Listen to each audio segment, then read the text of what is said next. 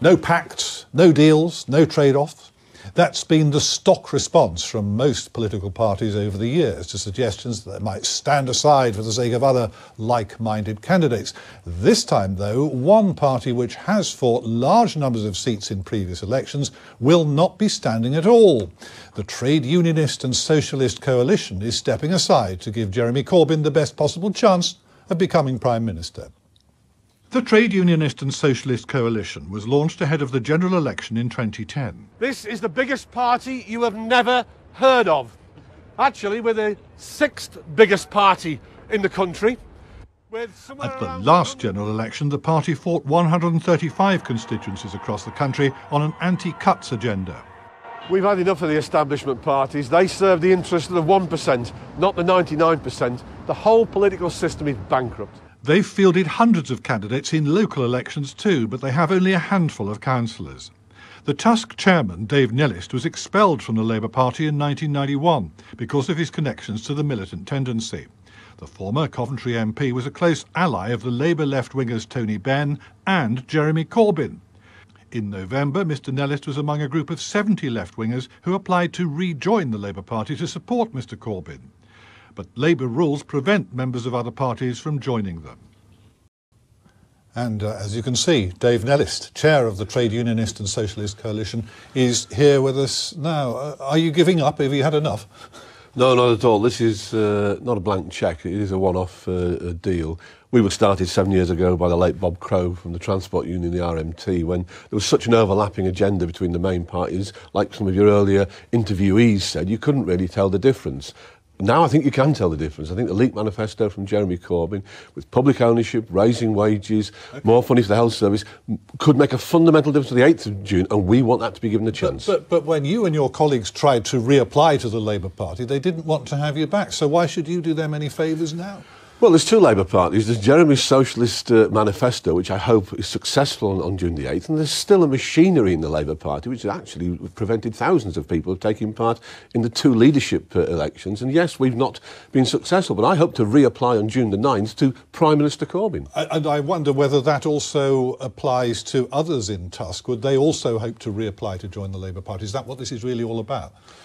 I think if Jeremy wins on June the 8th, there could be quite a large number of people who want to be part of a major change in Britain. I repeat, those basic policies that you've discussed already on the health service and schools and things like that are game changers, particularly for young people, and they should be given a chance. Isn't it really an admission of failure, really, that over the years you haven't broken through? It is still, as you said all those years ago, the party you've probably never heard of.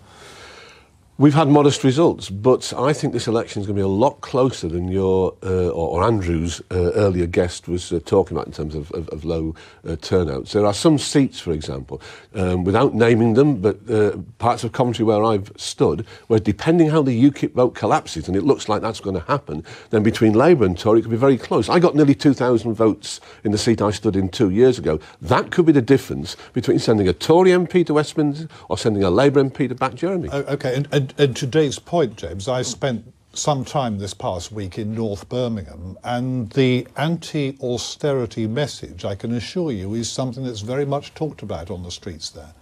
Well, it is said, not just Brexit. No, that this election is about a series of issues. It's about the future of the country. I mean, Dave and his allies want to take the country back to the 1970s, yes, putting at risk all of the things that we have achieved over the last 5 to 7 years. More people in work than ever before in this country, and enabling us to invest in public services like the NHS, like education, because we have a strong economy. That is what this election is about. In the 1970s, a worker in a unionised factory in the Midlands could get a house on 2 or 3 times their wages. Young people today have to get 8 or 10 times an average wage. I'd go back to the equality of the 1970s with Jeremy Corbyn over the 1870s with the Tories any day of the week. Shabana, you don't need me to tell you that there are close colleagues of yours in the West Midlands, let alone other parts of the country, who take a view of Dave which would suggest that an endorsement from the Trade Unionist Socialist coalition is about like a hole in their head as endorsements. Well, I'm not going to prosecute an argument about the 1970s. I was born in 1980, firstly. But my colleagues are focused actually just on their campaigns, making sure that they are standing on our manifesto, their local track records as MPs fighting for their constituencies against actually the cuts that we have seen under this government. And I'm surprised that James mentions funding in schools when he well knows that actually the funding formula proposed by the Conservative Party is going to mean large-scale cuts. 53 out of 55 schools in the centre of Birmingham are going to lose funding. Back into the Labour Party under Prime Minister Corbyn? Dave has just said that this is a one-off stand-down from not standing against the Labour Party. I think he'll find that will count against him if he doesn't reply to join the Labour Party. If we're talking about sort of trade-offs and deals and things, isn't the really key one in this part of the country the decision by UKIP not to field candidates in certain key areas, like North Birmingham, where I was? That could have a really big impact on the chances of the Labour Party in some key areas. I think UKIP's decision is more to do with it collapsing and falling apart, losing its financial backing, seeing the Tory party take over many of its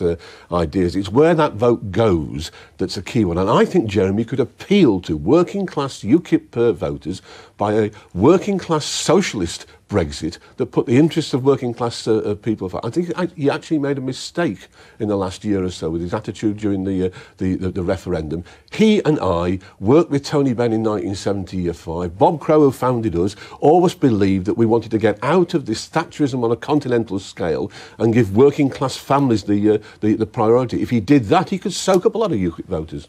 Well, in my experience talking to working class voters in my constituency is that Jeremy Corbyn's views about defence, not believing in national defence, not believing in this country, is going down like a lead balloon. We heard this argument on the TV programmes earlier today, briefly if you would. Yeah, no, I understand that, you know, that is the portrayal that the Conservative Party want to make, but the Labour Party is committed to the defence of our country, and, you know, we are in favour, for example, of Trident renewal, which I think is a touchstone issue when people decide what's happening on defence. That's what's in our manifesto. That's a manifesto he himself is standing on as well. So I think that for the Labour Party, look at our record and look at what's going to be in the manifesto on defence, on national security and other really important issues as well. Final quick word from you. Is it going to work? Is it going to get Jeremy Corbyn into office? I think this is going to be a close election. We started off with a 23% Tory lead 3 weeks ago.